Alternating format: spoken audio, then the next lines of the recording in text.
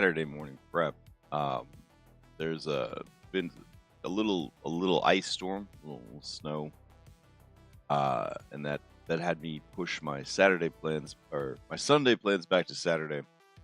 So I'm gonna do Saturday morning prep right now. Um, I'm not gonna do very long, I don't think.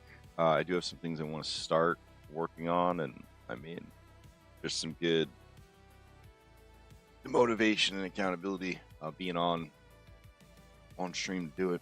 I'm a little nervous because it's my self-host server, so I want to make sure I don't go flashing any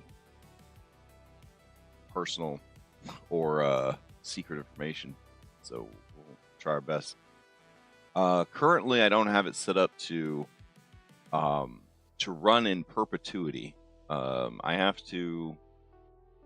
to like boot it up manually, and then it has to like stay booted up. So one of the things that I do eventually want to do is enable it to just sort of like run all the time, because I want my players to be able to access it 24/7 if they want to log in and just look at their character or work on their character or clean up their sheet or make their own macros or make their own animations or something like that. I want them to always be able to get in there, leave the games, on essentially all the time.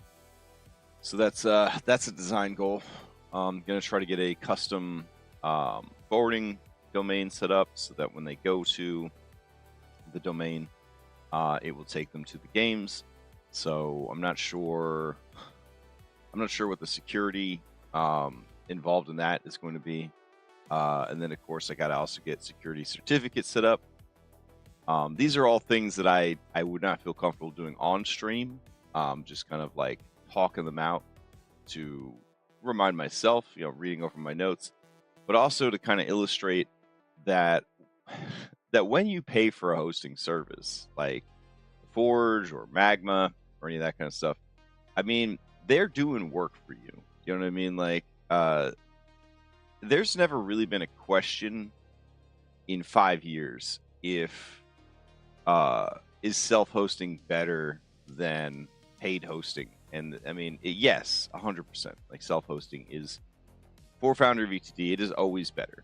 It's always better. Is it easier is the question, right? And for 5 years, I kind of told myself, like, it wasn't, right? Like, self-hosting was not easier. It was going to be easier to just, go with paid hosting. Forge VTT, when it's good, it's good. When it's not good, it's, I'm losing money essentially.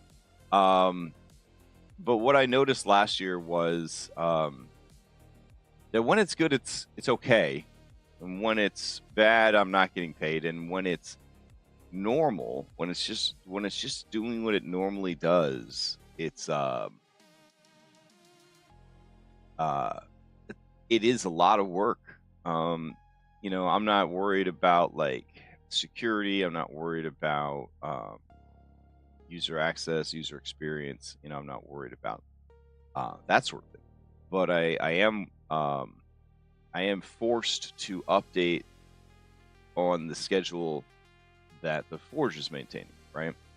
And when you like to use mods, updating is a lot of work. Like, constantly updating is a lot of work.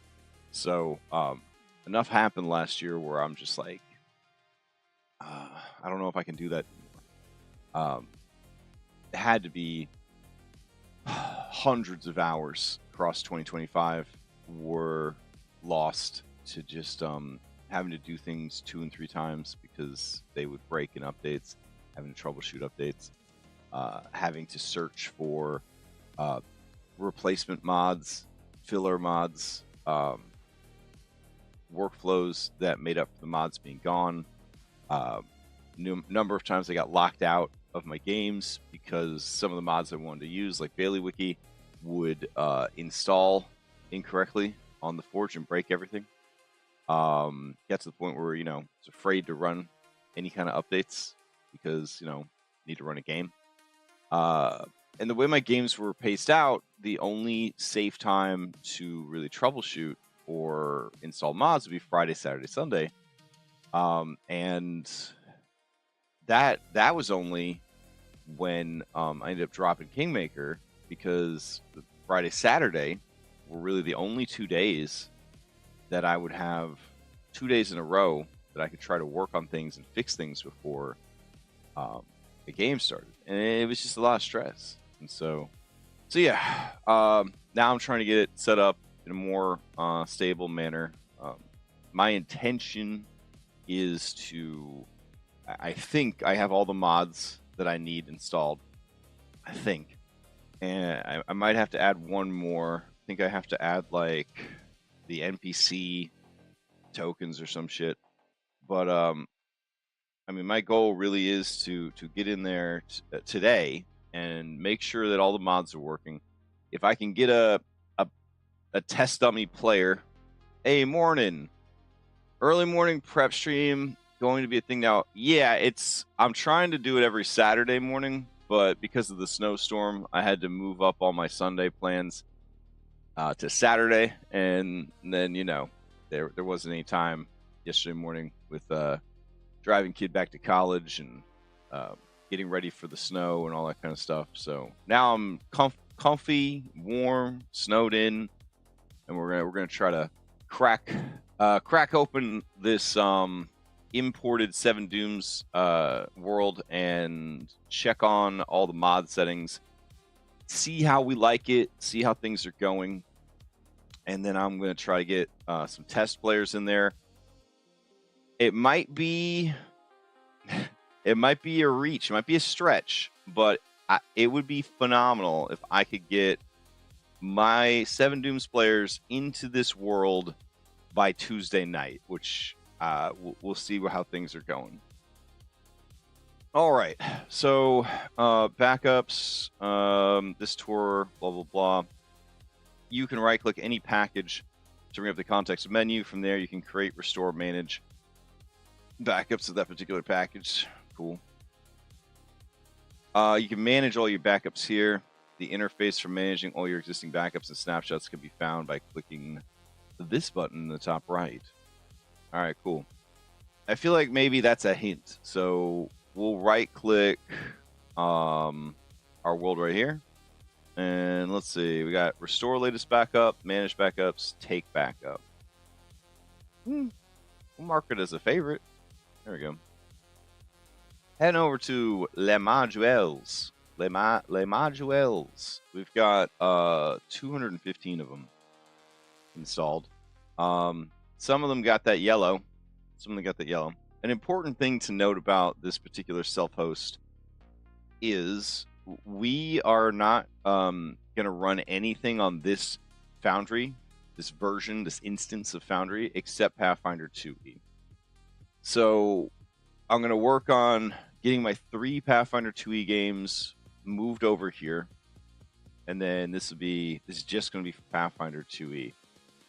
I'm then later, before DirkCon, that'll be like the deadline, right? I'm going to build another Foundry self-host server, and that one is going to be for one-shot games. So that one's not going to have all these mods, right? It's not going to have any of the Pathfinder shit or any of that. It's just going to be focused on whatever is needed for those games. So it's going to be like messier, but also like smaller.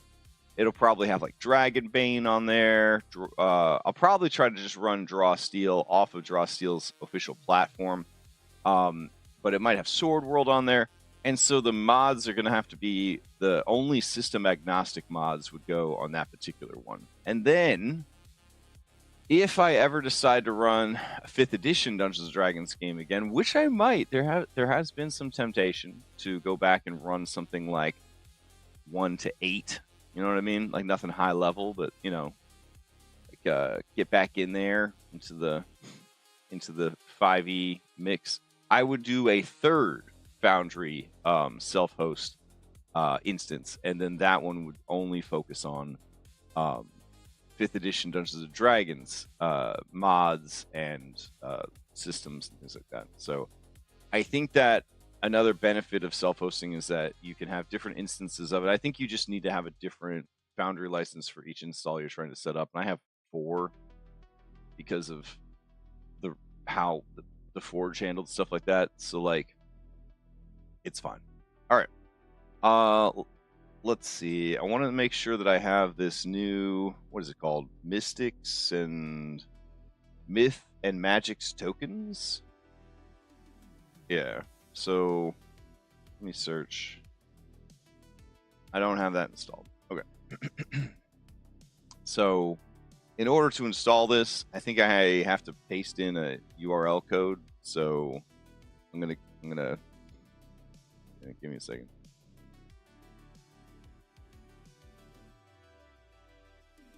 Okay. Yeah, so I'll just like throw up this website.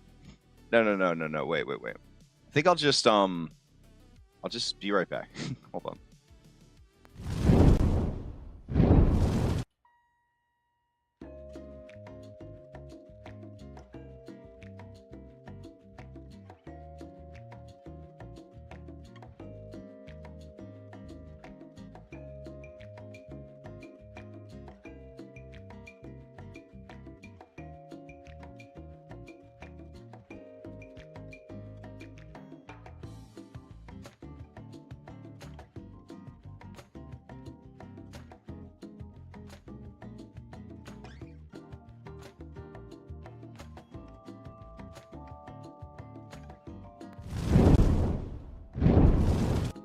All right, success. So now the Myths and Magics Pathfinder 2e official Paizo token pack has been installed.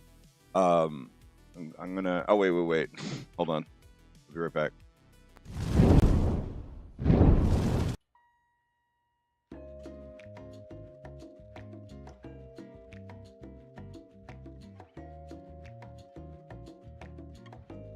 I'm not really gone.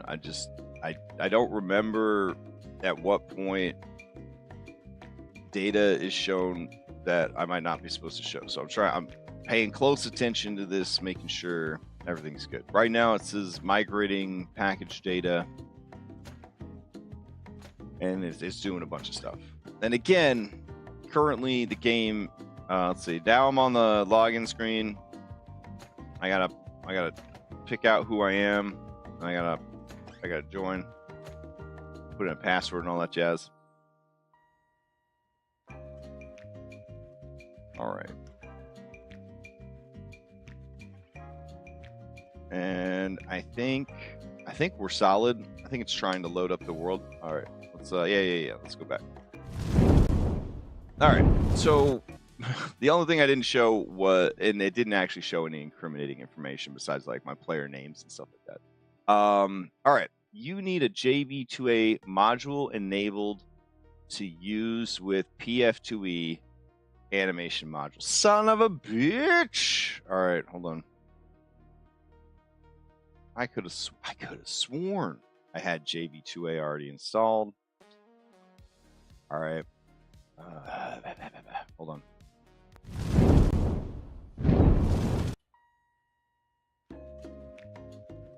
JV2A.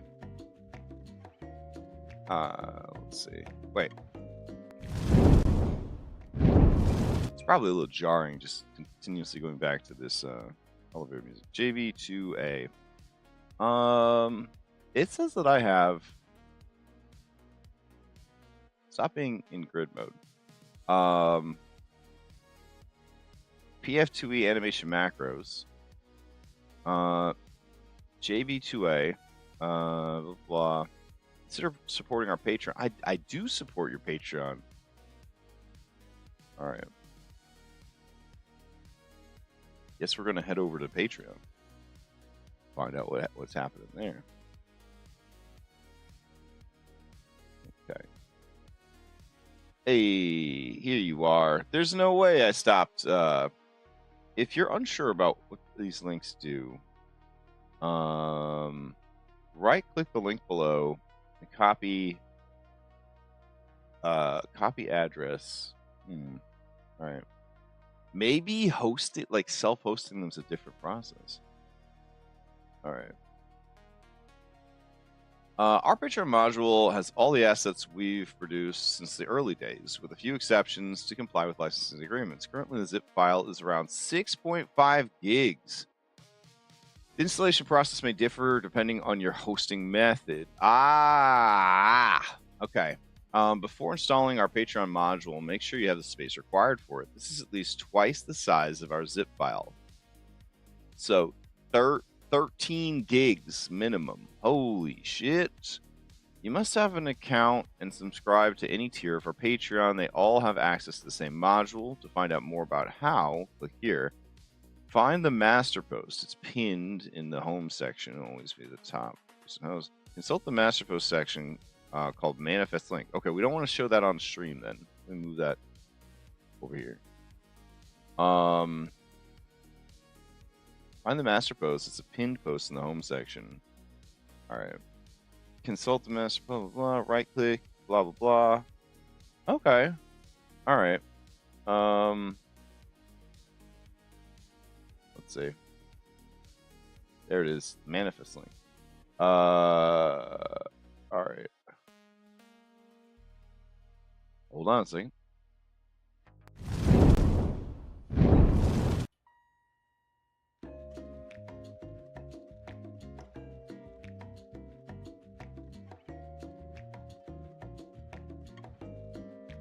Downloading package. I wonder if I have to do the same thing with Bailey Wiki also. That'd be kind of crazy. But that's what we're gonna find out this morning. All right, I posted in the code and it's not visible anymore, so we should be good. It is running in the background.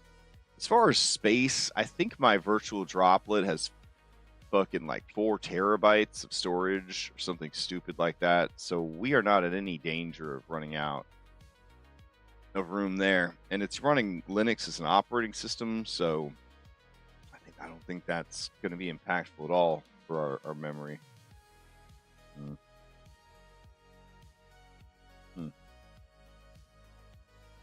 Okay. Only new stuff. Disclaimer. Please don't share these links with anybody. I'm trying. I don't think I did. I'm trying. Okay. So, I guess we'll head over to Bailey Wiki. Let's see. I'll also do that in another window.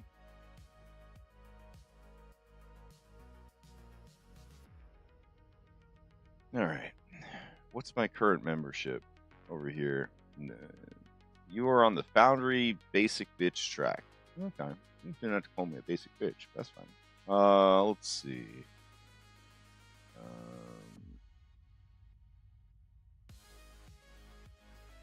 Is it different to set up locally? Yeah, we're gonna have to figure that out. So that's running in the background.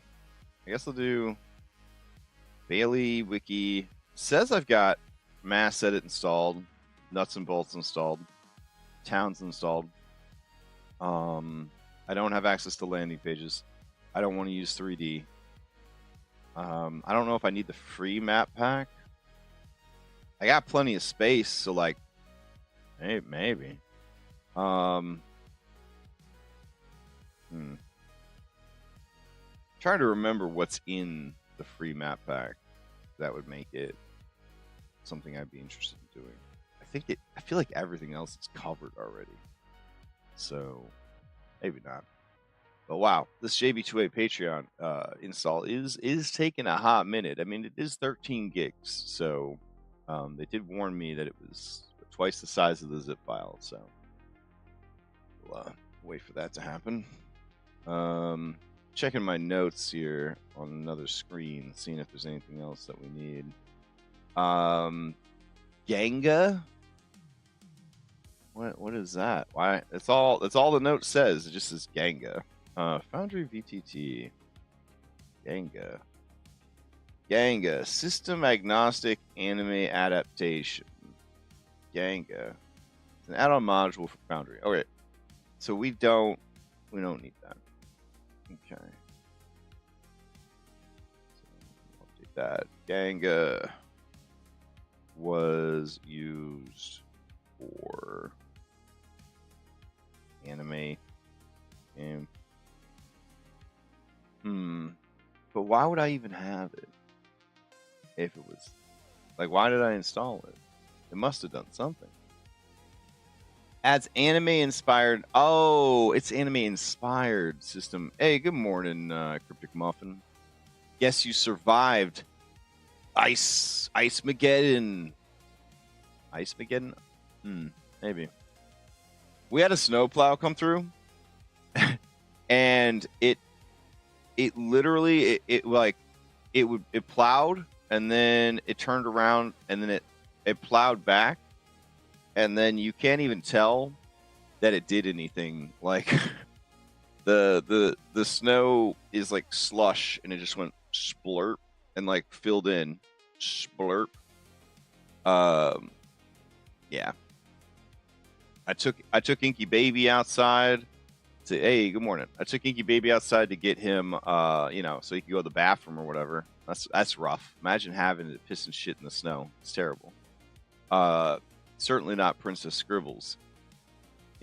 She, wow, 53 months. That is a long time. Holy shit. Holy shit.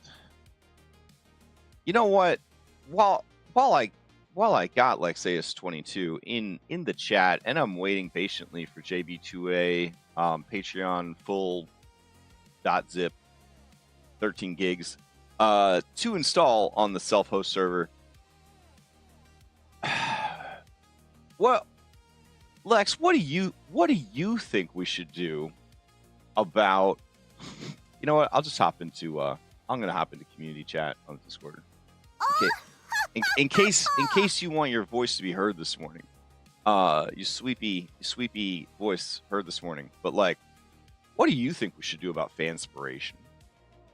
What do you think we should do about fanspiration? I don't want to know what Cryptic Muffin wants to do because I'm in their Saturday game, and I don't like what they're doing with fanspiration. I think what they're doing with fanspiration is weird.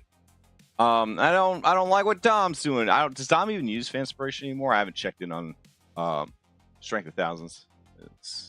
It's too painful. It's too painful to look back. Can only look forward now.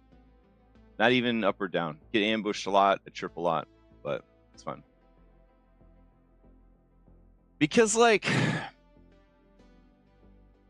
I feel like there was a peak time. There was a time when like fanspiration was like the shit. Do you know what I mean? Like it was like, oh baby, it can't get any better than this. Like this is the best. And then it was like too much. Like we had too much fanspiration. And then we moved over to Pathfinder, and Pathfinder is very much built so precisely that it's like, I don't know. It just feels like having hero points on tap is incredibly disruptive to the design of Pathfinder 2. Feels like anything's disruptive to the design of Pathfinder 2. And so it was a struggle to figure out like what could we do with the fanspo that makes it like, relevant and cool, but like, I don't know. I feel like we had more people watching when they felt like their fanspiration was actively making a difference in the game versus like, I'm showing support for this game by getting fanspiration or whatever for the game. And like, I don't know. What do you think? I can see him in chat. I don't know. Maybe he's thinking real hard. Or his headset's not working. Or he just hopped in the chat for fun.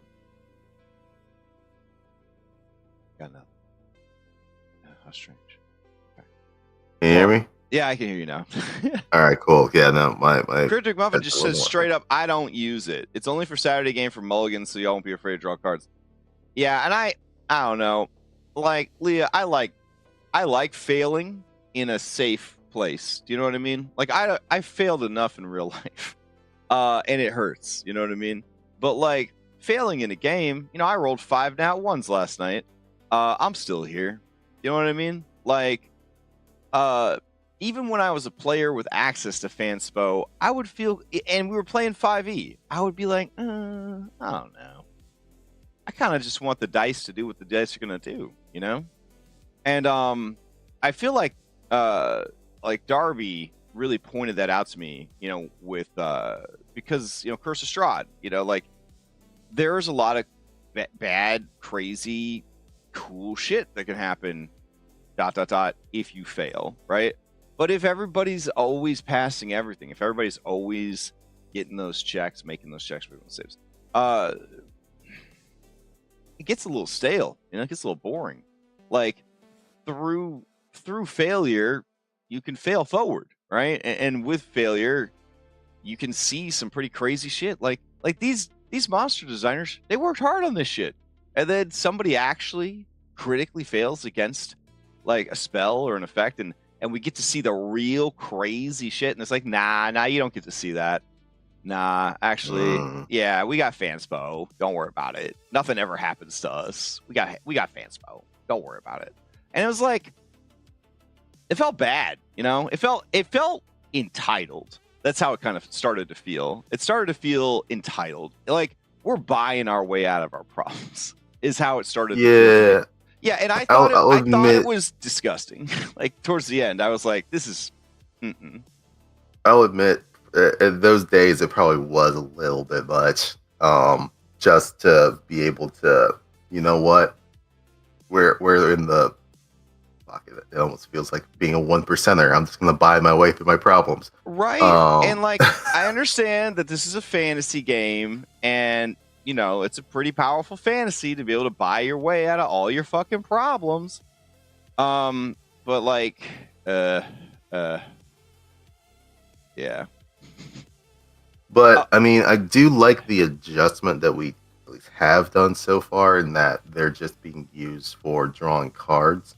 At least in Stolen Fate. I feel like if the Fanspos can be used for things just not having hero points on tap.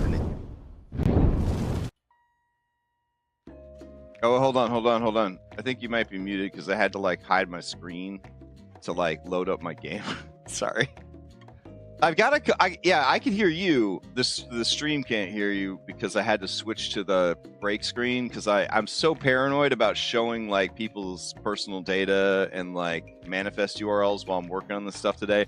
I've got to come up with one that's just like, I don't know, maybe like a lewd picture of chamomile in a bikini or something that's just like, you know, not for you, and then you can still hear everything, but you just can't see the screen, and then, you know. But anyways, hold on. Yeah, screen cover. Yeah, that's what I need. I just need like a scene that's the same as like live, but it just throws up like a womp. Don't look. You can't see this. All right, hold on. All right, we're back. All right. So you like the hero deck draw? You think that's good? I do like that, but mainly because it just isn't hero points on tap. Right. And it provides, you know, other buffs, other mechanics that the players can use in the games. Coming up with those other options is probably, you know, creative exercise and stuff like that. But I told myself that if we all liked the hero deck buffs, that I would, after a year, I would go through and actually make, and this is fucking stupid, but I would actually make 52 different like effects. So every card would actually be a unique effect, because we started doing that, and like designing is fun, implementing into Foundry VTT is not. Do you know what I'm saying? And if things aren't implemented well into Foundry VTT, especially for Pathfinder, people just don't remember to use them. You know what I mean? Yeah. But also higher level games in general, not just Pathfinder 2e, but 5e. Any game that's like high level, unless there's a system in place that restricts the amount of abilities and the amount of items that you can get, aka 4th edition D&D, you're going to get overwhelmed, right? Like 4th edition D&D is like you will always have 6 abilities. You decide of all the abilities you've ever unlocked, what 6 abilities those are going to be. I think Daggerheart has a similar sort of like throttle in place where you just can't get too many. You can't get too overwhelmed. And then 4E was like, yeah, we're trying to be an MMO, so you can have a magical item for every slot on your body, but like you can only ever have one magical item of every slot. And that did end up with a lot of things, but if you also still only had 6 abilities for your class, there was, you weren't going to get out of control. But like Pathfinder 2e with free archetype, oy. You can pretty much build like a stat block with fucking 3 pages long. Oh, easily. I mean, some people joke around like, oh, I had to make a flowchart for my character. Yeah, and yeah, that's what it comes down to in high level D&D and Pathfinder, because you have so many things that link into each other and like build off of each other. It's like just trying to remember all that is. And my concern is, unless the hero deck abilities are so big dick, do you know what I'm saying? That you are like, ooh, I'm not gonna forget about this. You're gonna forget about it, and then you're kind of like, what was the point? What was the point? So 2 things. One, the Daggerheart thing. I've been kind of watching a little bit more of it, trying to get into the system. Yeah. And it's like what, max of 5 or 6 cards that you have, and that's it. And if you want to switch out a card, you have to take like a stress to do so.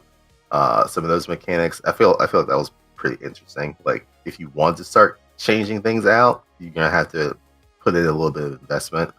But then I just looked at chat and saw what Cryptid Muffin put in. What if we got rid of free archetype? How dare? How dare? I like to build the character I want. Yeah, like I'm hesitant to get rid of free archetype because to me it is one of the coolest parts of character building in Pathfinder. Yeah. But it does open the door to like some serious like min-max munchkin behavior. You know what I mean? And that is because, which I guess is part of what people go to Pathfinder for, is that real like crunchy customization. Yeah, and technically there's like, rules in place, right? Where like the GM decides if you use free archetyping, full stop. The GM decides what classes / are allowed. Archetypes are allowed in free archetyping. But then you got people like me who are like, yeah, I want to be a hard ass and restrict that. And then people are like, but my character vision, but my play fantasy, but like the only way I can get my build to work. And you're just like, okay. Yeah, it becomes a very tight line of and what can be allowed, what can be hopefully not gatekeep. But yeah, exactly. And because this is a system that prides itself on having rules to create equity or whatever, right? So like if I'm like, yeah, in this campaign, y'all motherfuckers get pirate as your free archetype, and some people are like, well, that just made my build the most powerful build in the world. And then some people are like, I will never use any of this, thanks for nothing. You know what I mean? And like, is that equitable? Right? Is it equitable? So then you got to be like, okay, well, I guess I'll come up with 2 other archetypes that you could take with free archetype in this campaign to cover, hopefully, the different styles of play or whatever, right? So it's like, there's work that goes into it. And then you could be like, oh, you got to unlock free archetypes through gameplay, which is what a lot of people recommended for Kingmaker.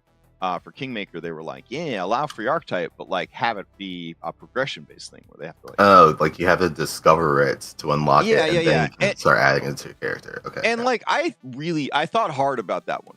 I did think hard about that one because it's a long enough campaign. Like you're going to be there at the table for 3 years per Paizo. You're going to be at the table for 3 years. So like there's time to be like, yeah, you know what? I didn't know that my character was going to enjoy these things, or I didn't know that my character's story was going to unfold in this way, and taking this free archetype that we unlocked by doing this incredible thing, it's not mechanically the strongest, but it makes sense in the story for my character, and I'm not married to my level 1 to 20 build, so like, yeah, I'm going to do this. It's actually pretty cool. But like, a lot of Pathfinder players are married to their 1 to 20 build, and that was part of why I stopped playing Pathfinder 1, is I just got tired of that mindset. It's just very gamer. Like, it's very gamer. It's like very video game gamer mindset. And like, I'm not a theater kid. I'm not a Pathfinder kid. You know what I'm saying? I'm not a beer and pretzels kid. So like, those different play styles, I have trouble just being like all in for any of them. I like a mix. Like, if people want to know like what my preferred play style is, tune in Thursdays for Skyhaven. You know what I'm saying? Like, we have a little table talk, we have beer and pretzel moments, we have some hard ass fights, we have some serious role play, some goofy role play, we have mini games, we have subsystems, you know, like, but at the end of the day, it's a lot of just like, I don't know, vibes. It's like hard to describe. It's hard to describe like my playstyle. It's my playstyle seems like a it's not a mixed bag of nuts. You know what I'm saying? Like, yeah, there's at least like some variety of like how different things are playing out in that one. And right. No, I agree with that. I'm also kind of more of like a mixed player. There are some things that I do like for like min-maxing, but also sometimes I'll just build out a character just for like a certain theme and then just kind of roll with that. Mm-hmm. I also do agree. I do like the unlocks of the archetypes as you kind of progress through the campaign. Case in point with Outlaws, I don't think it'd be a spoiler, but it's like, oh, Alkenstar Agent was one that you encounter, and it's like, oh, we could actually take this as an archetype now, because we've been interacting with the authorities of Alkenstar, or like the Clockwork one that was later down the road, and it's like, yeah, this makes sense for this setting. Now that we know more about this, it's something that we could pick up for our character if we wanted to. So I do kind of like that progression unlock as you go through the campaign. If you kind of want to do some readjustments on the fly. I have some secret ones. I have some secret archetypes that you can unlock in Skyhaven that are homebrew, that are specific to the setting or whatever. So like, yeah, I do like that system as well. The unlocking of stuff, I think that's really fun. Hey, I'm fine with pirate archetype. I'm just waiting for sea shanty so I can just sing songs for no reason. All right, so Cryptic Muffin, you said something pretty controversial in chat. I know you wound up lately. Maybe you just coming off like half cocked saying sacrilegious stuff like maybe we should get rid of free archetype. And I mean, you know, Lex and I were your friends. This is not an intervention, but maybe you could explain yourself a little bit, because it sounds like you're talking nonsense. So great. Yeah, great. I mean, I know the game is intended to not use free archetype, but it's an option to use free archetype. But if you give me that option, then like I want to take it. I mean, even Matt Colville has said out loud to the internet, I don't like using feats in 5th edition D&D. So I mean, people say things. People say things. So like, what do you got for us? So, come over to my stream. To what? To your stream? Come here. I'm streaming in Discord. Come on. Oh, you're streaming in Discord. Okay, all right. Oh yeah. So this is the Teams Plus Feats Plus page package thing that we're using. Are you talking about the same Teams Plus team that donated a shitload of stuff to our Extra Life charity marathon back in November? Yeah, those real great guys. people. Those people. Yeah, those people. Okay. They're great guys over there. Okay. So they have this wonderful, explanation of why they don't. Well, the pros and cons of free archetype here. Oh. And pretty much it boils down to differences in, I guess, I don't want to call it philosophy, but differences in wants from players. Because a lot of times, players get split up into two categories when free archetype gets involved. Yeah. You have the player who wants to be meta and wants to pick psychic for their magus and whatnot to make themselves very, very, very powerful. Then you have the player, you have the player who wants the flavor. They just want the free archetype because they want, to have the flavor of being like the wandering chef. How can I make my character more gay? Like, exactly. Okay, gotcha. Exactly. So you Random pick Starlet example. Sentinel. Random Definitely. Example. Okay.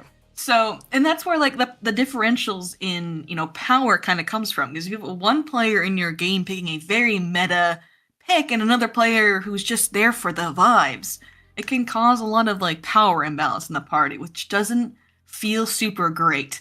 Now, hold on to your butts. Teams Plus has this feature called the Basic Pack, which replaces the free archetype variant, and I'll read it to you here. All right, I'm ready. Okay. At first level, your character gains an additional first level class feat and an additional general feat at level 1. At second level, your character gains an additional second level class feat. Your second level class feat does not have to be an archetype feat, but you still must meet the requirements for selection. That's it. You won't get any extra bonus free archetype feats down the line. So what this does, and why I love it so much, let's start with the first level changes. I like this change a lot because what it prevents is everyone picking fucking human. Sorry, excuse me. Walter cries. Listen. Only the min-maxers and the basic bitch cheese pizza people of the world are picking humans. Okay, like, you know how many humans I have in my game because they want the natural ambition feat, so they get an extra class feat at that level. Many.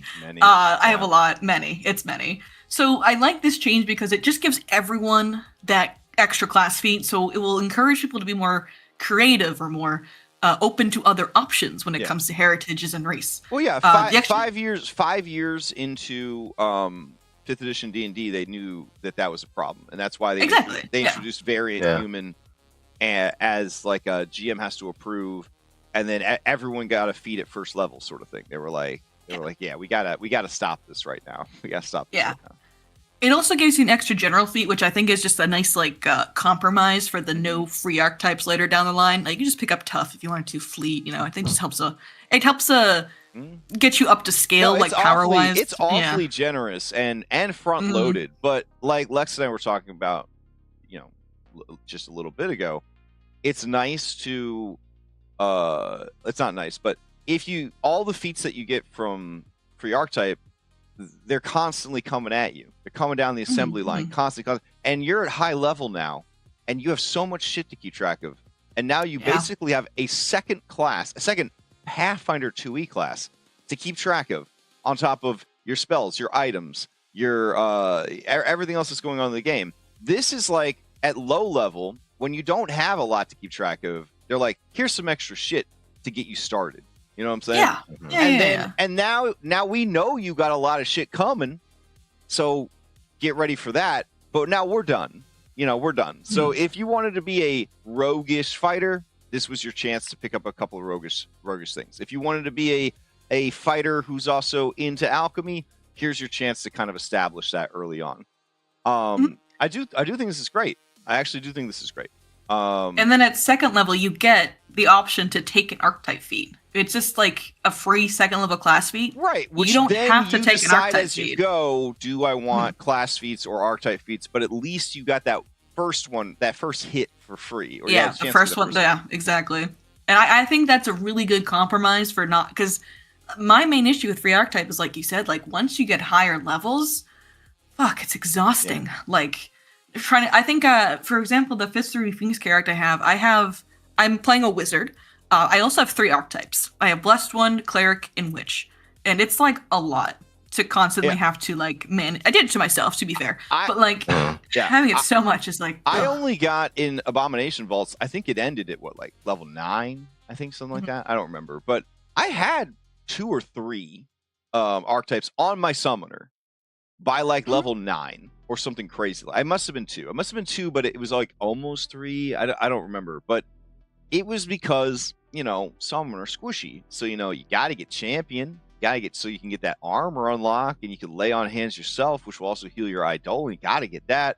And then it was just like there was another one that I took that like synergized really well, but like you start to get out of hand. Like I left Strength of Thousands, before we really got into the high level stuff. But even then, like the free archetype shit from the Magambia, plus the free archetype into, a spellcasting class. I'm already a spellcasting class. It was a lot. You know what I'm saying? And that was that was pre-level 10. It was like level 6, right? It was starting to feel like a lot of stuff. So like, yeah, I definitely see that. Like I see that it's an issue. And here's the problem, right? The metagamers, the min-maxers, they'll be like, well, if it's too much for them, they don't want to engage with it, they don't have to. And it's like, cool, but now the you feel like you have to. The inequity at the table is insane at that point, right? Because because the alpha gamer is able to, be it they're just very smart and capable, they have spreadsheets set up, they spend a lot of time thinking about their character, their build, and the game in between sessions. But like now they're here at the table playing 2 or 3 characters in one, and the other people are like, I'm here, and then they're, by the standards of like the alpha gamer, they are dragging the game down, right? The alpha gamer says, "Oh, well, if you don't want to engage with it, you shouldn't have to engage with it." But I don't want the GM to take this away from us. But they're also going to be frustrated because they're like, "Well, if you look at page 7 of your character sheet, that I have copies of, that I have right in front of me right now, because I secretly want to play all the characters in the party. Like, you're letting us down, man. Like, you could have done this, you could have done that, and like, I don't like that. But I also prefer a system like 4E or Daggerheart, where it's like, you get 6 abilities. You know what I mean? Like, and as you level up, you're like, well, Fireball, you've been good to me, but now I got Firebird. So we're doing Firebirds now. That's our thing. And every level you can go back and be like, you know what? I was wrong, Fireballs. Get back here. I'm setting Firebirds free. But like for that adventure arc, you locked in like those were the abilities you had. And I just think that it makes for a better play experience when you're not overwhelmed by options. It's too many options. And I think you also have to, like, when you look at free archetype in a vacuum, maybe it's not that bad. But a lot of the time you're playing these characters in adventure paths. And the adventure path, a lot of the time, has their own mechanics built into the story. Yeah. For example, Kingmaker's kingdom building stuff. If you manage the kingdom and a free archetype, that's a lot. Age of Ashes, you have to manage your base building and a free archetype, that's a lot. Strength of Thousands. Okay. You have 2 branches going on. Like, that's a lot. Like, it's why in a vacuum, maybe free archetype is okay, but if you played in an adventure path that has additional mechanics to enhance your character or additional mechanics to keep track of, it can get overwhelming just super quickly. Oh, absolutely. Absolutely. And then in my games, you add in managing the B team, right? Like, leveling them up, actually using them. None of my groups are using their B teams optimally. You know what I mean? Like, half the time I forget about them. One of the basic B team abilities is you can add 1 to a dice roll if it would make it hit. And how many games do people go, "Oh, I didn't do the fan spo, so I guess I can't hit." It's like, well, you could if you use fucking B team mechanics that are right there. Yeah. I forget so many times. Yeah, and then there's only so much hand holding I'm willing to do as the GM, and also like I got my own shit to keep track of. Pathfinder's complicated for everybody. You know what I'm saying? Yeah. It's not just complicated for the players; it's complicated for fucking everybody. What's up? Oh, okay. Don't shovel too hard. All right. So, obviously, I'm a feminist because I'm letting my wife shovel the drive. Is your wife going to shovel the driveway? Now, I want it to be clear. Equal opportunity. I want it to be clear in this data recording for the alien archaeologists to discover this someday that my wife likes shoveling snow. Okay, I want that to be out there for the whole world to hear. I would have to tie her to a chair if there was snow to shovel, because she won't say it out loud, but her actions have taught me over the years. This woman loves shoveling snow. You know, like the people on Instagram that do yard work and then they do the speed up of them like doing the yard work. And it's like, look at what I did. I tamed nature. This is what I was able to accomplish. Yeah, I made it 3 hours. again. Yeah. There's a bit of that. And we live in a townhouse, so like our yard takes approximately 12 minutes to mow. And most of that is just setting up the plug-in lawnmower. You know, the lawnmower has a cord. Like, so I think the part of her that really wants that in her life doesn't have it. So that's why. Oh, she's staring at me. Yes. She heard you talking shit. No, I got it. Also, apparently, you know, I have high cholesterol, so she thinks I'll have a heart attack if I do it. But I don't think I don't know. Anyways.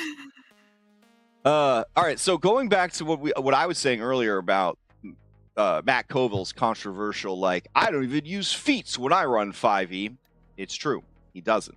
But what he does, which is very Matt Colville, is he just is like, man, your character did this thing, and they keep doing this kind of thing. Is this the kind of thing your character's into? And then the player will be like, yeah, Matt, I guess it kind of is. And he's like, I made this fucking rad custom feat for you that is made specifically for your character because they do that kind of shit all the time. Here you go.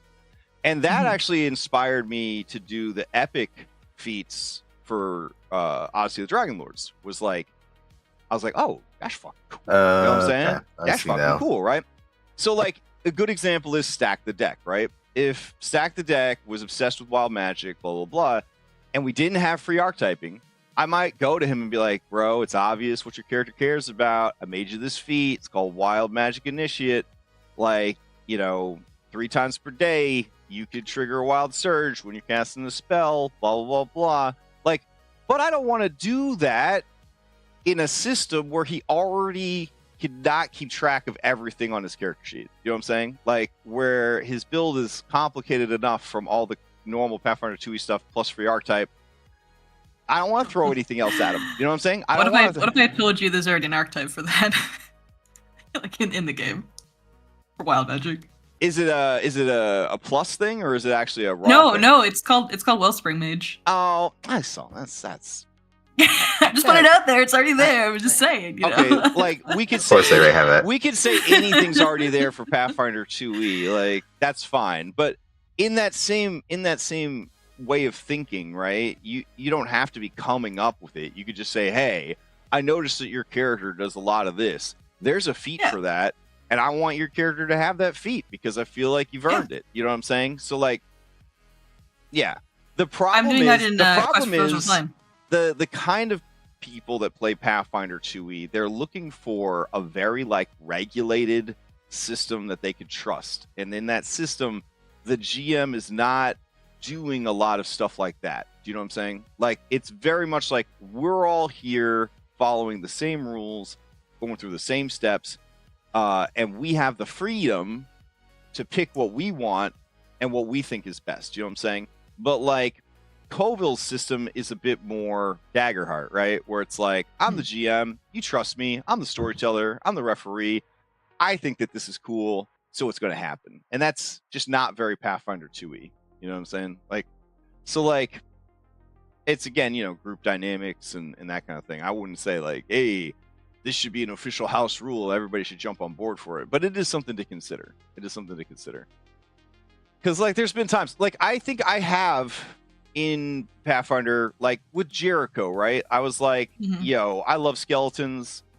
I went out and got this thing that had skeleton ancestry feats. I think you should pick up some of them. When they turned into that bone golem and like we were attacking the party and stuff like that, and I was like, yeah, afterwards you can keep this ability from I love that ability from what you had to do or whatever, right? And so like, so there are times where I will go in and say like, hey, you know, this is a cool thing that you could add to your stuff, blah blah blah. Which, you know, I guess in the way I am doing it, but not like as my official, like, this is what I'm replacing things with. And I think that's the thing is like adding free archetype plus story archetype plus bonus feats plus other stuff, it ends up being a lot. Like, you have to kind of decide, like, in this campaign, this is how we're going to handle your character getting extra stuff. You can't just be like, yeah, we have everything. We have it all. All you can eat buffet. Because just like an all you can eat buffet, some people are going to get sick. So, yeah. But here's my problem. All 3 of my games are in progress. You know what I'm saying? And like, it feels like a hard thing to be like, yeah, so I was hanging out with like Lex and Leah on Sunday morning, and you know, I decided like we're getting rid of free archetypes, so I need everybody to reclass right now. Whoa. Don't be throwing our names out there. We all the targets on our back. And so like, this sounds like a cool solution, but like, I don't know if I'm gonna run another Pathfinder game. Is the thing for me, right? So like, I'm talking about fixes and solutions that I probably will try to run a Starfinder campaign. I'll probably try to run one Starfinder campaign. But I do think that, like, you know, that might be it for me. Like, I'll run the 3 Pathfinder games I'm running. I'll run the run a Starfinder game. But I think at that point, you know, DC 20 will be out. I'll have given Draw Steel a fair shake. There'll be an official English translation and VTT support for Sword World, which I'm, you know, very into. So like, you know, these are cool things to have learned, and these are cool solutions, but I feel like it's too late for me. It's too late for me. I think that my Skyhaven group would be the most amenable to me being like, yeah, we're gonna pull back on these aspects of it. You know, like, go ahead and respec. I promise that, you know, you're gonna find things during your adventures that will more than make up for it. Just keep your build loose and organic. And I also think in a system without free archetyping, the GM would need to be a bit more generous with respecing, because I think players would feel more comfortable losing free archetyping if they knew that they weren't going to get locked into bad choices. You know what I mean? Like, I think it would help a little bit, but oh yeah. Yeah. I mean, I allow like free respecing like every book officially, and then if something comes up in play and we realize this feat doesn't work the way we thought it did, or their spell doesn't work the way we thought it did, I go, yeah, you can just change it. It's no big deal. Like, do it right now. Mm-hmm. No big deal. Yeah. All right. So going back to the early conversation about fanspiration and how I'll see myself out. Well, did you have anything to say about it? You just said I don't use it, period. The only reason I'm using it is to make sure people feel safe trying to guess. I just want people to feel safe in truck mechanics. I've made a commitment to just be less of an asshole and a nicer guy, more positive, stop throwing shade. And right now I'm being tested because, like, if you get anxiety about guessing wrong on a fucking card game, mini game in your make-believe fantasy game, I'm sad for you, but that's okay. That's okay. Listen. I watched another live play of the Harrowing. Yeah, you said they were fighting with each other over like the card guesses and stuff. They either took forever to make a decision, or they just straight up didn't interact with the mechanic at all 100%. Because they were too afraid to do it. And it's I want to. Either way, that's either here or there. Yeah, no, I get it. It's a human game, and you gotta respect the human aspect of it, you know, and like that is a very human thing to take that sort of thing very seriously and not want to screw it up. You know, a lot of us are former abused gifted kids. I get it. You know, I get it. A current former abused gifted kid. What's that like? you know where the love of your parents and teachers was transactional, transactional, based only on your performance. So, you know, you grew up thinking that if you failed or didn't do something well, no one would care about you anymore. Yeah, you know, I get it. Yeah, okay. Yeah, that's starting to. I tried to repress those, but it's starting to come back up now. But I'm just saying, Lex, if you picked the wrong hero card, your parents won't love you anymore. I just want you to remember that. Like, you thought it was a cyclone, you fucking idiot. Wow. I brought you into this world. I didn't know I raised a fucking moron. Wow. You know, I'm just saying. I don't see any potential for you to go further. You should just stop. Just stop. Scott, over here. You guys had parents? Yeah, Scott, I did. I had these two parole officers who would show up every time I got a report card and ask me why I didn't get straight A's, and then emotionally and verbally abuse me, and then ground me for not getting straight A's and leave. And then I would show up again when the next report card showed up. That's part of why I got into false Photoshop and the falsification of documents. Yeah. Anyways. This ain't my stream. So whatever section flirtation on that. Okay. My thing about here's where I've arrived at with Fanspiration and all that shit. I hate ads. Okay, I'm a latest generation Gen Xer. Okay, so I don't know a lot, but I know all the TV slogans from the 1984 through 1999. You know what I'm saying? Like I was birthed into consumerism and capitalism. Like I've been advertised to my whole life. I get advertised to even now. I try to talk to my A robot and just try to figure out what I'm doing today. And they're like, hey, something on your wish list is on sale. And I'm like, we've talked about this. You know what I'm saying? Like, I get tired of it. I get tired of being, and I don't like being part of that problem. Like, we don't run ads on our actual plays. The only time you'll see ads on the actual play is because we're dirty thieves and we play music without permission. And the owners of that music, because the music industry, in my opinion, is super corrupt, they're able to put ads on our 3-hour production, even though we used 5 minutes of like a song. And that's fine. That's the rules, right? That's fine. And I'm too lazy to go and find music and source it properly. So, it is what it is. But we ourselves, as a channel, as a community, we do not run ads on our content, right? I say this, and people are probably getting ads right now as they watch us hang out on Twitch. And that is because I have affiliate status. And I got affiliate status and YouTube partner status very quickly because of the Roll20 tutorial series. I went from like YouTube being like, maybe you should delete your account and then yourself, to YouTube being like, my homie, hey, what's up, buddy? And like Twitch was the same way. Like one day they were like, you're an affiliate now, Harry. And I'm like, oh, okay. And I thought it was pretty cool. And it looks really cool when you contact someone and you're like, yeah, I'm a YouTube partner and Twitch affiliate. Like, it sounds very fancy. Sounds very fancy.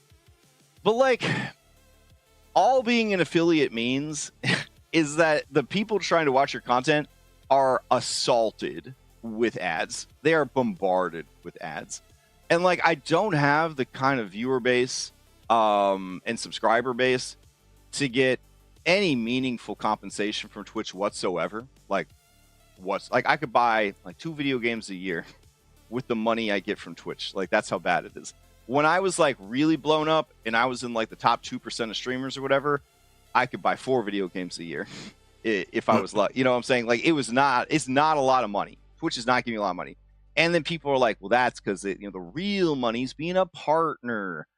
Not sponsorships. Yeah, the real money is and always will be in sponsorships and in Patreon style platforms where people directly support you. Like that's where the real money is. Affiliate ads is a joke. And a content creator that I really respect, Sensei Sumo. I don't know if you guys are familiar with this stuff, but he does like MMO style 5e games. So like all his 5e games take place in the same world, and all of the different games have concurrent timelines and plot lines that brush up against each other. So I mean, the level of storytelling that he is bringing to the table is absolutely insane. And anyways, a few years ago, he was just like, yeah, so I stopped being an affiliate because I got tired of people being advertised to. I want them to just be able to join the streams, watch the streams, hang out in the streams, and feel like this is one place in the world maybe they're not going to get advertised to. And they do get advertised to, because I have like a Nightbot, and the Nightbot says, you like this shit? You want to play? Go sign up for a game. Do you like what I'm doing? You want access to my notes? Go head over to Patreon. And he's like, that's it. That's all I need from the platform. I don't need all this other stuff. And why he did it at the time, this is how you know it's a few years ago, is because at the time, you couldn't stream simultaneously to any other platform except Twitch. Twitch had like a thing where they had your content exclusive for 24 hours. Yeah. And if you were an affiliate or higher. And so he was like, screw that. I need representation on more than one platform. So that's why he got rid of it. Nowadays, you can stream to like 17 different platforms if you want. Twitch is just happy that you're still here, you know? But like, I just don't see the value in staying affiliated, because I'm never going to be a partner. I don't want to hustle that hard to be a partner.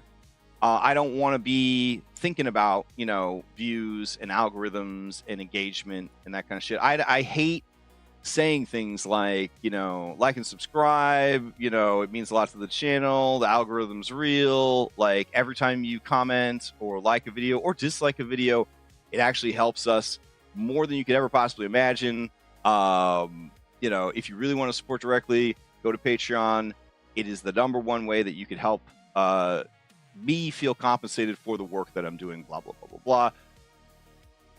Yeah, all that's true, but like, I didn't sign up to be a salesman. You know what I'm saying? Like, I like streaming because it helps me with my ADHD feel like engaged better with my prep content. You know what I'm saying? And by having a set time to prep, it encourages me to prep, and then it also prevents hyperfocus so that I don't start prepping and then forget to eat, sleep, use the bathroom, and never stop prepping. I think some people can definitely relate to that, where they start prepping and then it's 3 a.m. on a work night and they're like, I didn't eat and I was supposed to do a lot of other stuff today and I didn't. Holy shit, what happened? So like for me, that helps because I can look over and say, oh my God, we've been streaming for 3 hours, guys. I'm going to have to stop, right? If I wasn't streaming, I wouldn't see that and I would just keep going. That's what I need. That's what I get from it. And I also get to meet cool people. I also have a better chance of filling my games when I have a new game open up or whatever. Not anymore, because Leah steals all my players and my customers. But like before that, it was nice because I'd post up a game and everyone would be like, I want to play in that game. Now, like I post a game and they're like, sorry, I'm in 7 of Leah's games. There's no way I could do another one. It's been real, old man. It's been real. And that's fine too. We found a new hotness. Because you know what? If you don't want to play my games, you go fuck yourself. So like, I'm thinking about canceling my affiliate status. Just, you know, being like, hey, I'm done, guys. You can keep your $100 a year, and I will sleep better at night knowing that no one has to watch these stupid fucking ads when they come to my channel. Like, I would love that. I would love that tremendously. However, that would get rid of channel points. And if you got rid of channel points on my channel, you wouldn't be able to get fanspo anymore from my channel. Then it would be kind of like, okay, someone streaming my game, like Lex, right, could be like, we still do channel points. You could still do fanspo for the games that I'm streaming. And then again, though, what do we do? Those fanspos, right? How do you price them out? What do you do with them, right? Like, do we even need them anymore, right? Do we even need them anymore? I'm a huge fan of the Harrow. I like tarot in real life. I used to do tarot when I was, you know, a goth Vampire the Masquerade kid. And I think it's great. I think it's immersive. I think it's fun. I think it adds something to the beginning of a session, sort of like the fanspo does, right? Or sorry, the faxpo does. I would be inclined to do a card pull before every session without anyone having to spend fax. I like the concept of it. I have to bounce. I'm just gonna say this before I read the lead. I wish it was like a passive buff instead of an active buff, because active buffs I just kind of forget about. That That's like where that was the issue we're discussing, right? Is it's just like it's too much. Yeah. But also like rerolls on tap is too much. Yeah. No, I agree with that. If it's able to give some other type of benefit that isn't, always active, like rerolls or putting you into advantage like all the time to where it can be abused, I feel like that would be like the best case scenario. So I had this idea. We have the B team. We have the B team. We have the B team already. All right, Player Muffin. What if the audience was a member of the B team and their B team abilities could only be activated with Fanspiration? Like they would have to spend it at that time during the session, or it would be just like they could stack it up. Fanspiration points are spent through the presence of this, actor in the game, right? This B team member, this audience, right? Like the spirit of adventure or something like that. And it could be stuff like, man, I need one more. I need a +1 to make this a critical hit, or I need a +1 to make this not a critical failure, or something like that. And it's like, holy shit, we can spend one of the Fanspo to do it. Might be kind of cool. And we could put a little bit more care and love into it and actually like have like a thing where we actually, when people give a Fanspo, you write down who it is. And then when we use the Fanspo to do the thing, we say, once again, thanks to so-and-so for donating this Fanspo to the game. We just used it to get a fucking critical hit. You know what I mean? Or something like that. Like, that'd be kind of cool. Yeah, that's kind of the thing that I'm thinking of, or at least also the reason why I would like to keep, like, channel points and stuff is just to reward the people who are, loyally watching us for the content that we're putting through. So, they want to see how our games progress. They want to see how our characters go through the story and stuff like that, because they're also invested too. So like, how do we kind of reward them for their viewership? And it could without having to subject them to ads and shit like that. And it could be a menu. It could be a menu thing too. Like spend three points, but you stabilize a hero. You know what I'm saying? Like 3 points to stabilize a character, and then when we burn those points, we just say like, hey, big thanks to Scottrick19 on Twitch. Big thanks to Cryptic Muffin. Big thanks to I Am Mr. V. The three of you, you just stabilized Cloudhoof. I shouldn't call him out like that, but that's who's constantly needing to be stabilized. Yeah. Scottrick, 100%. And like your investment in that game became, almost like lore in the game. You know what I'm saying? Like it was very fun and very cool. Like, I know they were joking around, but they referred to the Scottrick as their patron. and like, here's the thing. I am. A lot of people think that I am a friendly and outgoing person because I run a lot of games, right? But that's not true. Like, I don't really like people, and I don't really like hanging out with people, and I don't like doing anything at all. I just want to be. I want to live in a cave and sleep all day. I want to sleep all winter like a bear. You know what I'm saying? Like with a butt plug. Like I just don't want to do anything else. However, I never thought when I started streaming prep that anything would come from it. I thought I would be streaming to the void. You know what I'm saying? Just so that I could have some structure to what I was doing. The fact that over the years we were lucky enough to have people watch our adventures at all was honestly it blew my mind. Like the amount of people that were invested in Odyssey Prime is staggering and doesn't make any sense to me. You know what I'm saying? Like it was the best campaign I've ever run. If you average everything out, I say it was the best campaign I've ever run. Is it my favorite campaign that I've ever run? Probably not. I really enjoyed Wild Beyond the Witchlight. I thought that was actually maybe the most fun campaign I've ever run. I really enjoyed Skull and Shackles. I would not put that near the top of the best campaigns I've ever run. But like even Skull and Shackles had people watch it. That's how we got Bad Larry. Bad Larry watched Skull and Shackles, and then they were like, I really want to be a part of this, and they had never played D&D before. And then they got into it, and then here they are today in like, two of our active games. You know what I mean? That's how you got me, because I was playing to GM Saltmarsh. kind of like a homebrew thing. And I was looking Yeah. for nautical content, and I was like, oh, what's this live play? It's like, oh, these guys are running some pirate stuff. It has some stuff that I'm kind of thinking of as well. Let me watch and get some info. And then, yeah, eventually kind of turned into me hitting you up and being like, hey, what's some of the stuff that you've kind of been working on for this campaign? And then, yeah, the rest of the other community just kind of joining in on that. But and I think I was talking to my friend Marianne, and she was like, well, she knows how I feel about people, and then she's like, tell me the truth. She's like, how many of these people would you, if you weren't in a business arrangement, this is like two hookers talking to each other, what I'm saying?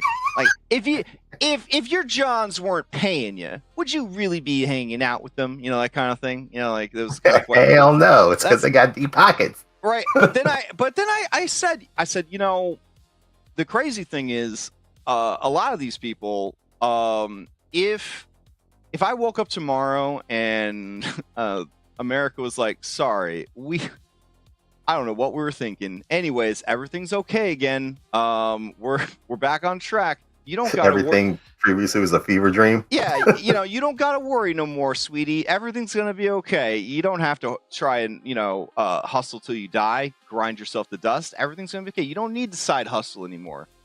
I told her, I said I would probably, if I never had to run paid games again, I would certainly finish the games that I'm running, and then I would feel so happy and lucky because I have made some very good friends and I have found some incredible players in the last 7 years of doing this, that I would just be like, hey, no cost, I don't need the money, you and you, like, do you guys want available for Thursday? We can play a game. You guys want to do a weekly game? Because I have met people that I think they're fucking great. You know what I'm saying? Like, I think they're just fucking great. I think they're great people.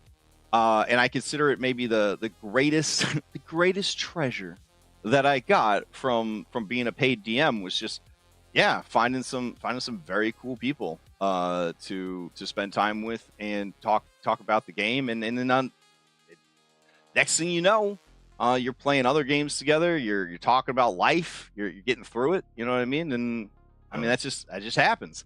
Do hookers fall in love with their Johns? Maybe. That's a rom-com right there. Yeah, Julia Roberts seems to think so. You know what I'm saying? So, yeah. But I don't know. I liked when people started doing fanspo, right? I thought it was a really cool idea when I came up with it. But it did start to shape the games. You know what I'm saying? Yeah. It did start to shape the games. It did start to change the ecosystem of the games. And it was very performative on my part because I started making the games harder. I started making the DCs for things higher so that people would have to use the fanspo, so that the audience would have to get more fanspo, right? Yeah. And I didn't realize I was doing it until I did, and then I felt kind of bad about it, right? Because it was never my intention to be manipulative, you know what I'm saying, of something that was supposed to be a fun system. But it was also, I guess, in my mind, I felt like I was supporting the system by making it so relevant. The problem was it didn't transition well into Pathfinder. Yeah, like that. Because like you had said very early on, Pathfinder is very meticulous about how their systems are set up. So if you try and translate it over 1-to-1, it's just going to break a lot of things. Mm-hmm. Yeah. Hey, this is a system where, I gave Stone's character a lucky coin because he's very unlucky. And even the lucky coin is like, you can use it once per day, and it's still only a 50% chance of working. And if all those things are met, you get a reroll. And it's like, Jesus Christ. You know what I mean? Like, so obviously the designers, they do want you to have to live with your rolls. Like, again, last night, I rolled at least 5 natural ones. It was fucking horrible. I got through it. I had a couple of crits. I had 1 natural 20, right? I tried to hold on to the good and just move on with my turn. I tried not to let it ruin my night. I have in Abomination Vaults had my night ruined by just bad rolls where you wait all week to play and you just roll bad the whole time. And like, there were times where I was like, damn, I'd love to grab that Fanspiration crack pipe and take a hit right now because I am tired of rolling bad. You know what I mean? I'm tired of it. But like,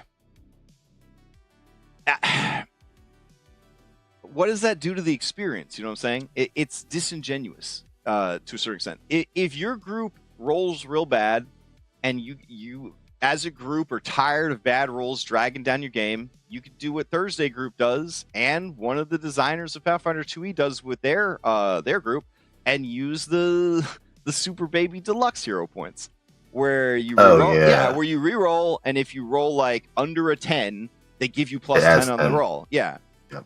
And listen, I don't think Thursday group would still be around if we didn't have that. There's a couple of situations where that has saved our bacon. Of 6 characters be unable to defeat one enemy of equal level. Like, if any group ever needed that, that is the group. And I don't think it detracts from the game. I think we're having a good time. I mean, again, we agreed that game was more about vibes and characters and exploration and stuff like that. Like specifically for that game, since it's themed around, heroic adventure, you don't want the players. I mean, it's more shonen heroic adventure. Yeah. And while you still see some failures, like you know, at the end of the day, they're going to be the ones coming out on top. So like, you don't want them to go through the whole 3-hour night just feeling like they've contributed absolutely nothing. Mm-hmm.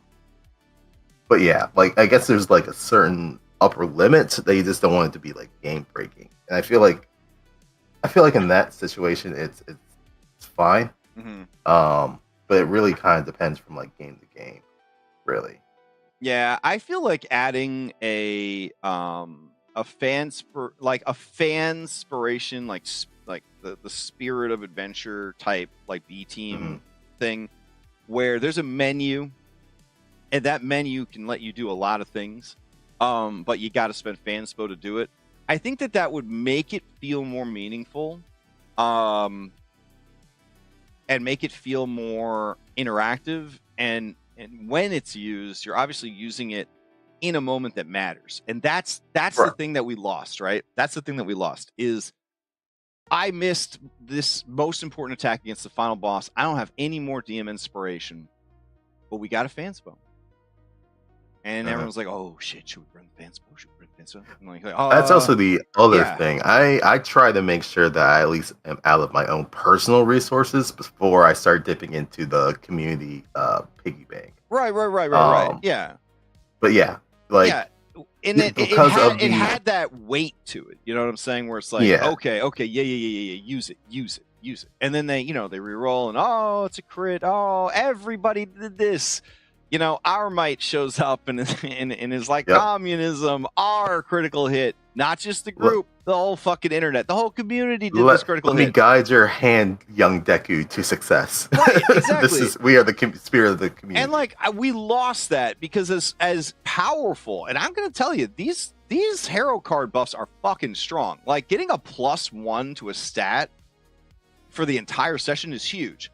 Guaranteed, especially if it's your guaranteed main stat, one tier higher in a saving throw, game changing. Like, to say that these are not good, like, no, I don't think anyone's ever said that the fanspo hero is not good.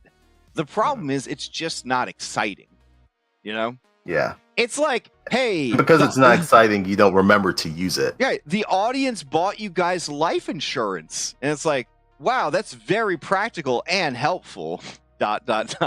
You know what I mean? It's like, it's not as exciting as, hey, the audience pulled you out of the way of that bus that was going to kill you. That's a bit more interesting. You know what I mean? And so I feel like we do need that to a certain extent. Like, we do need that. The question is... Wait, no, I wanted to be hit by the bus. That was my isekai moment. Right? God damn you. All across Japan, Basil constantly pulling me out of the way of buses. But like, I don't know. If we did that, would we keep the fanspo as an option, for the Fanspo Harrow as an option to spend the points on in addition to the new options? Or would we decommission that and be like, it's been real, only keep it for a game that would be appropriate to, like Stolen Fate? Stolen Fate, I would just make it a standard operating procedure at the beginning of every session. You know what I'm saying? And then I might even change it that if you are attuned to the card that was drawn, you can use that card twice a day instead of once a day. Like if it had a limitation on the ability, you double the limitation on the ability. Like that'd be a pretty cool thing to do. Especially to, to finish up that campaign. It's card themed. You guys are being forced to use the critical fumble cards and the critical hit cards, even though I know a lot of you don't want to, because I said anything that's a card mechanic is going to be in this campaign. This is a card-based campaign. Campaign. Specifically for the narrative of this one, it makes sense. But in Skyhaven, I think you guys would probably appreciate more having the spirit of adventure and being like, oh my god, we're one away from a crit, y'all. Can we spend a fanspo to make this motherfucker a crit? Like, spicy, right? Exciting. So that's kind of the direction I want to go with it. So I would agree with that. Right. I mean, you have to be like tweaked and everything like that and go through. But yeah, I think like the overall concept. If that's the case, do we want to go back to 10K channel points per point, or do we want to stay at 15?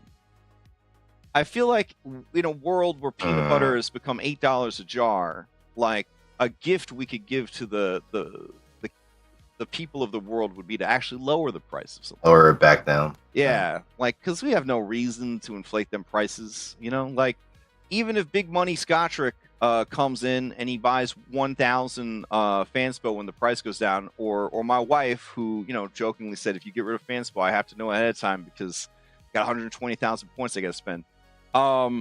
Like even if we lowered the price so that people could get more of them, there's still limited uses for them, right? Like there would be a lot of like edge case scenarios where they can only be used in these instances or whatever. I don't know. It just feels like 15K is so much that people feel like they're never going to get there. You know what I mean? Yeah. I mean, I was looking at my points this morning. I was like, that can get me a couple. Do I actually want to spend them at this level? Or, yeah. I don't know. I feel like lowering it back down. I don't feel like it'd make that big of a... For what the systems that we currently have, I don't think it'd be that big of a change if we lower the cost down. And I did like the idea for a while, right, when we ran one-shots for like DirtCon or, charity one-shots and things like that. It was always kind of interesting to see like, okay, how's this GM going to incorporate Fanspo into this? You know what I mean? Because like, sometimes people would run a game and they'd say you could use Fanspo and it does this in this particular game. And like, that was always kind of neat to see too. You know what I'm saying? But like now it's just like, I don't know. I don't feel like I killed it, but I do feel like I just took the enthusiasm out of it. You're purchasing life insurance now, and not the cool life insurance from Extra Life 2025. But you're basically being like, I'm gonna buff you for the whole session ahead of time, ... And it's like, that's fun. Yes, like it's definitely powerful and it can be impactful, but it just doesn't have that same magic that like.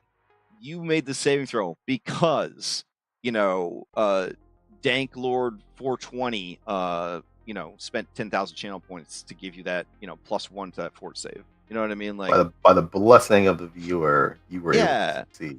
Yeah. So like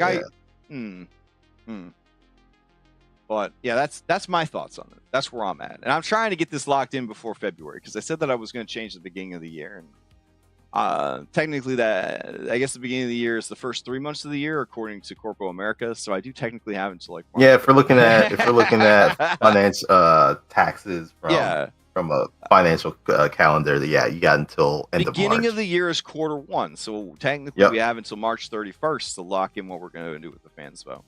Well, actually, it's Q4 up until end of March, and then it becomes Q1 in April. Oh, geez. Okay. For the financial years, it's so different from calendar years, and it fucks me up all the time when I'm looking at stuff. So for my work, that's where I'm at. I think that's the direction I want to go with it. But anyways, thank you for helping me figure that out. But I didn't actually get any of my self-post Foundry VTT stuff done.